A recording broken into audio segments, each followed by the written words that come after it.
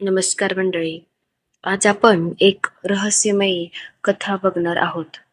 जंगलातलं हरवलेलं गाव. सह्याद्रीच्या त्या काळोख्या जंगलात एक रहस्य लपलं होतं. असं रहस्य ज्याबद्दल बोलायलाही गावातील लोक घाबरत होते. कारण त्या जंगलात एक गाव होतं. असं एक गाव जे जगाच्या नकाशावर नव्हतं. तिथे जाण्याचा रस्ता कोणालाही माहीत नव्हता आणि सर्वात विचित्र गोष्ट म्हणजे ज्या लोकांनी ते गाव पाहिलं होतं त्यांनी परत येऊन फक्त एकच गोष्ट सांगितली होती. ते गाव अजूनही 1978 मध्येच जगत आहे. पुण्यात राहणारा आदित्य एक तरुण डॉक्युमेंटरी फिल्ममेकर होता. त्याला जुन्या कथा, विसरलेल्या जागा आणि लोकांच्या आठवणींमधून इतिहास शोधायला आवड. पावसाळी संध्याकाळी तो आपल्या आजोबांच्या जुन्या यायचा. एका पावसाळी संध्याकाळी तो आपल्या आजोबांच्या जुन्या घरी साफसफाई करत होता. घराच्या माळावर त्याला एक जुनी लोखंडी पेटी सापडली. पेटीवर गंज चढला होता. त्याने ती उघडली. आत काही जुनी पत्र, एक तुटलेलं घड्याळ आणि एक काळा पांढरा फोटो होता. आदित्यने फोटो हातात घेतला आणि त्याचा चेहरा बदलला. कारण त्या फोटोमध्ये त्याचे आजोबा उभे होते. त्याच्यासोबत अजून काही लोक होते आणि फोटोच्या मागे एक गावाचं नाव लिहिलं होतं, देवगडवाडी 1978. आदित्यने लगेच मोबाईलवर शोध घेतला, पण निकाल शून्य. त्याने वेगवेगळ्या नकाशांवर पाहिलं, कुठेही देवगडवाडी नव्हती. तेवढ्यात त्याला फोटोच्या मागे लिहिलेली छोटीशी ओळ दिसली, जुन्या थरथरत्या हाताने लिहिलेला मजकूर. आदित्य, जर कधी सत्य शोधायचं असेल तर देवगडवाडीत जा, पण सूर्य मावळल्यानंतर तिथे थांबू नकोस. आदित्यच्या अंगावर काटा आला, कारण हे अक्षर त्याच्या आजोबांचं होतं. 2 दिवसांनी आदित्य कॅमेरा, ड्रोन आणि काही सामान घेऊन सह्याद्रीच्या जंगलाकडे निघाला. गावातील लोक त्याने देवगडवाडीबद्दल विचारलं. एक वृद्ध माणूस त्याच्याकडे बराच वेळ शांतपणे पाहत राहिला. मग तो हळू आवाजात म्हणाला, तू कोणाचा नातू आहेस? आदित्य म्हणाला, गणपत देशमुखांचा. वृद्धाच्या हातातील काठी खाली पडली. तो घाबरून म्हणाला, म्हणजे ते परत आले नाहीत? आदित्य आश्चर्याने विचारतो, काय म्हणताय तुम्ही? वृद्ध फक्त एवढंच म्हणाला, तुझे आजोबा देवगडवाडीत गेले होते, पण जे परत आलं होतं ते तुझे आजोबा नव्हते. आदित्यच्या मनात हजार प्रश्न निर्माण झाले. नक्की देवगडवाडीत काय होतं? त्याचे आजोबा तिथे का गेले होते? आणि परत आलेला माणूस कोण होता? सकाळचे 9:30 वाजले होते. आदित्यने आपली जीप जंगलाच्या काठावर उभी केली. त्याच्याकडे कॅमेरा, ड्रोन, GPS, टॉर्च, पाण्याच्या बाटल्या आणि 2 दिवस पुरेल इतकं सामान होतं. तो निघताना गावातील तोच वृद्ध पुन्हा त्याच्या जवळ आला. त्याने खिशातून एक छोटंसं तांब्याचं नाणं काढलं. हे ठेव. आदित्य हसत म्हणाला, यानं काय होणार? वृद्ध गंभीर झाला. देवगडवाडीत प्रत्येक गोष्टीचं कारण नसतं, पण प्रत्येक इशाऱ्याला कारण असतं. आदित्यने ते नाणं खिशात टाकलं आणि जंगलात शिरला. सुरुवातीचा रस्ता अगदी साधा सोपा होता. जंगलाच्या फांद्यांतून येणारा सूर्यप्रकाश, पक्ष्यांचा किलबिलाट आणि ओलसर मातीचा सुगंध. सगळं अगदी नेहमी सारखंच. पण साधारण 1 तास चालल्यानंतर सगळं बदलायला लागलं. सगळ्यात आधी पक्ष्यांचे आवाज बंद झाले. पूर्ण शांतता, इतकी की स्वतःच्या श्वासाचाही आवाज मोठा वाटू लागला. आदित्य थांबला. त्याने आजूबाजूला पाहिलं. एकही पक्षी नव्हता, एकही माकड नव्हतं. वाऱ्याने सुद्धा झाडाची पानं हलत नव्हती. जणू संपूर्ण जंगलाने श्वास रोखला होता. तो पुढे चालू लागला. अचानक त्याच्या GPS बंद पडला. मोबाईलला नेटवर्क नव्हतंच. पण आता ऑफलाईन नकाशा सुद्धा गायब झाला. स्क्रीनवर फक्त एकच ओळ दिसत होती, लोकेशन अननोन. आदित्यने मोबाईल बंद करून पुन्हा चालू केला. तरीही तेच. तो स्वतःशीच पुटपुटला, हे कसं शक्य आहे? थोडं पुढे गेल्यावर त्याला एक विचित्र गोष्ट दिसली. जंगलाच्या मधोमध एक जुना दगडी मोलाचा दगड. त्यावर शेवाळ चढलं होतं. त्याने हाताने शेवाळ बाजूला केलं आणि खाली अक्षर दिसली, देवगडवाडी 2 किलोमीटर. आदित्यच्या डोळ्यात चमक आली. म्हणजे गाव खरंच होतं. याने कॅमेरा सुरू केला. जर हा व्हिडिओ कुणाला सापडला तर समजा मी देवगडवाडीच्या दिशेने निघालो आहे. तो पुढे जाऊ लागला. अचानक जंगलात धुकं पसरायला लागलं. इतकं दाट की 5 फूट पुढेही दिसेनासं झालं. आदित्यने टॉर्च चमकवली. धुक्यातून चालताना त्याला एक हलका आवाज ऐकू आला. टन टन टन, जणू कुठेतरी मंदिराची घंटी वाजत होती. तो त्या आवाजाच्या दिशेने गेला. धुकं हळूहळू बाजूला झालं आणि समोर एक प्रचंड जुनं वडाचं झाड उभं होतं. झाडाच्या खोडावर लाल रंगाने एक चिन्ह काढलेलं होतं. तेच चिन्ह फोटोतल्या वडाच्या झाडावर होतं. आदित्यला खात्री पटली, तो योग्य ठिकाणी पोहोचला होता.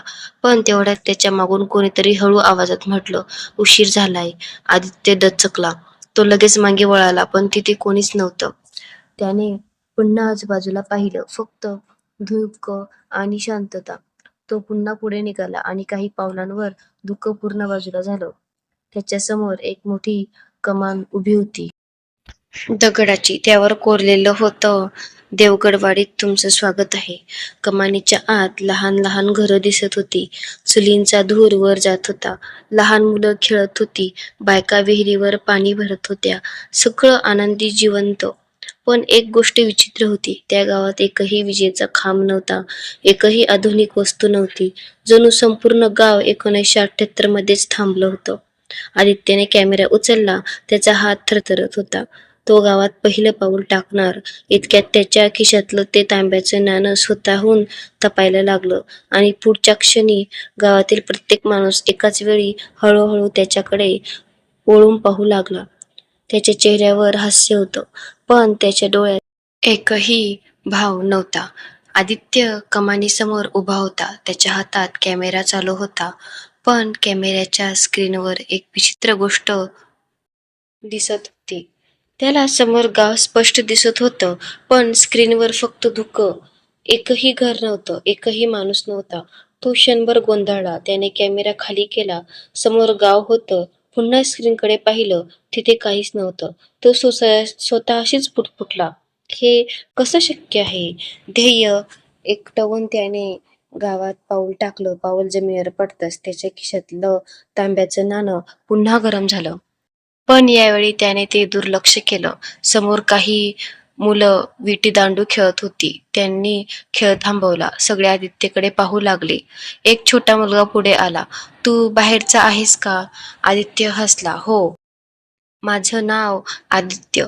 मुलगा काहीच बोलला नाही. तो धावत गावाच्या मध्यभागी गेला आणि मोठ्याने ओरडला, "पाटील काका, बाहेरचा माणूस आलाय." क्षणात संपूर्ण गाव शांत झालं. चुली विझल्या. लोक काम सोडून उभी राहिले. सगळ्यांच्या नजरा फक्त आदित्यवर. थोड्याच वेळात पांढरा धोतर, काळा कोट आणि डोक्यावर पागोट घातलेलं एक वृद्ध पुढे आले. त्याचा चेहरा शांत होता, पण डोळे मात्र खूप काही लपवत होते. "मी गणेश पाटील." आदित्यने नमस्कार केला. "मी डॉक्युमेंटरी बनवतो. तुमच्या गावाबद्दल माहिती हवी आहे."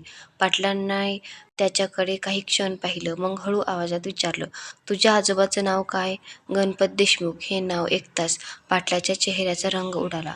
आजूबाजूला उभे असलेले लोक एकमेकांकडे पाहू लागले. एका म्हातारीच्या हातातून पाण्याची घागर खाली पडली. एक बाई तर थेट घरात पळून गेली. आदित्यला काहीच समजेना काय झालं. पाटील काही क्षण शांत राहिले. मग म्हणाले, "तू माझ्यासोबत चल." ते त्याला गावाच्या शेवटच्या टोकाला घेऊन गेले. तिथे एक जुनं बंद घर होतं. दरवाजावर मोठं गंजलेलं कुलूप लटकत होतं. पाटील म्हणाले, "हे घर तुझ्या आजोबांचं आहे." आदित्यच्या अंगावर शहारा आला. "काय? पण माझे आजोबा तर पुण्यात राहत होते." पाटील हळूच म्हणाले, "आज ते तुला माहीत आहे, ते पूर्ण सत्य नाही." त्यांनी कुलूप उघडलं. घरात दाट धूळ होती. कोपऱ्यात एक जुना पलंग, भिंतीवर काही काळे पांढरे फोटो. आदित्यची नजर एका फोटोवर स्थिरावली. त्या फोटोमध्ये याचे आजोबा उभे होते, पण त्याच्या शेजारी उभा असलेला माणूस अगदी आदित्यसारखाच दिसत होता. तोच चेहरा, तोच बांधा, तोच हसरा भाव. फक्त कपडे जुने. फोटोच्या खाली लिहिलं होतं, "देशमुख कुटुंब 1978." आदित्यच्या हातातून फोटो खाली पडला. "हे अशक्य आहे." पाटील म्हणाले, "तुला वाटलं तुझे आजोबा फक्त फिरायला आले होते? नाही, ते इथं जन्मले होते." आदित्य थिजला. "आणि एके रात्री ते हे गाव सोडून गेले का?" पाटीलने खोल श्वास घेतला. "कारण त्यांनी अशी गोष्ट पाहिली होती जी माणसाने कधीच पाहू नये." तेवढ्यात बाहेर जोरात घंटा वाजली. टन टन टन गावात धावपळ सुरू झाली. लोक घरांचे दरवाजे बंद करू लागले. लहान मुलांना आत खेचलं जाऊ लागलं. एक बाई ओरडत होती, सूर्य मावळतोय, लवकर. आदित्यने बाहेर पाहिलं. सूर्य अजून बराच वर होता. तो म्हणाला, अजून तर संध्याकाळच झाली नाही. पाटीलच्या चेहऱ्यावर भीती स्पष्ट दिसत होती. तो कुजबुजले, इथे घड्याळावर नाही, त्याच्या येण्यावर रात्र होते. कोण?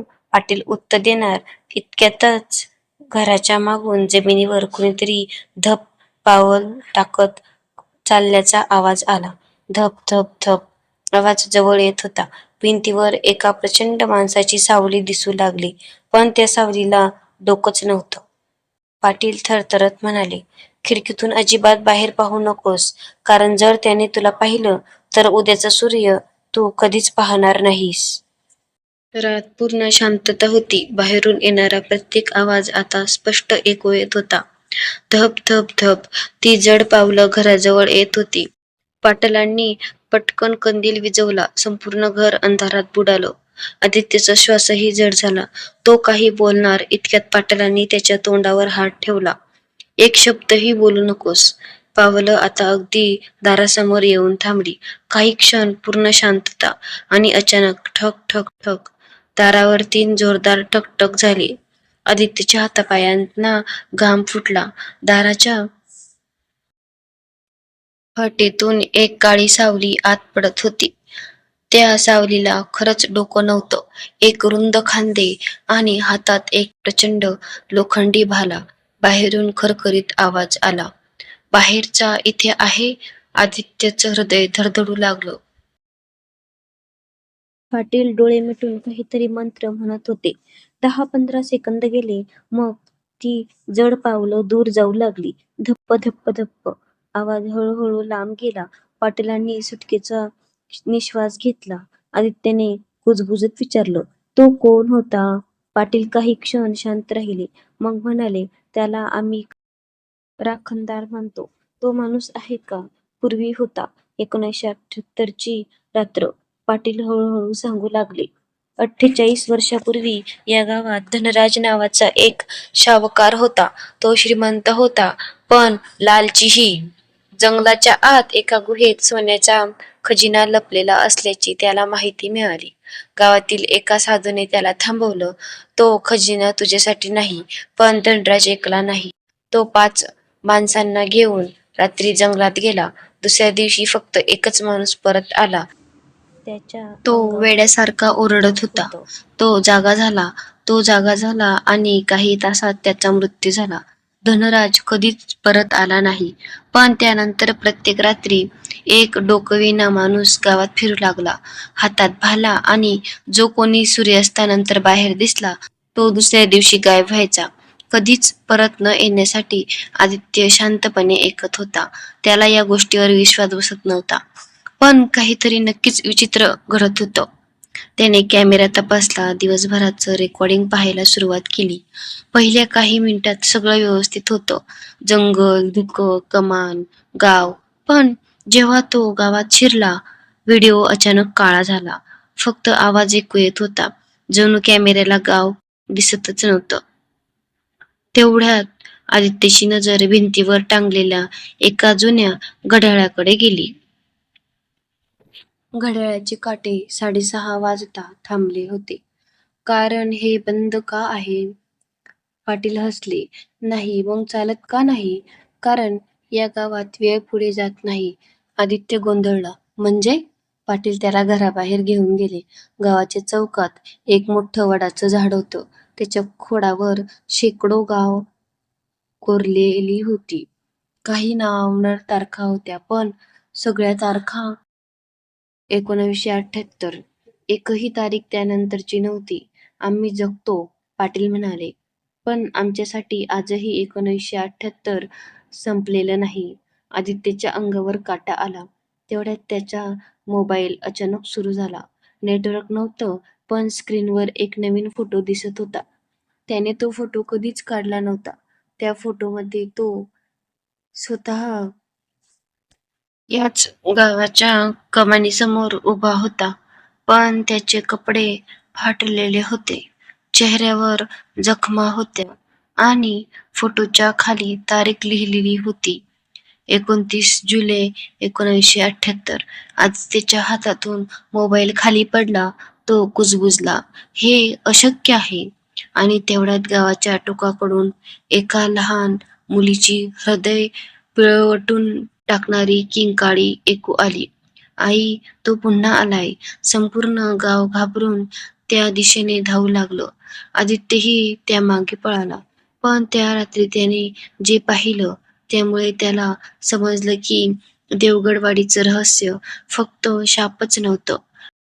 ते वेळ, स्मृती आणि मृत्यू यांच्याशी जोडलेलं होतं. मित्रांनो, बाकीची गोष्ट आपण भाग 2 मध्ये पाहणार आहोत. तुम्हाला ही स्टोरी कशी वाटली कमेंटमध्ये नक्की सांगा. चॅनलला सबस्क्राईब करा आणि भाग 2 मध्ये आपण या गोष्टीचं रहस्य बघूयात.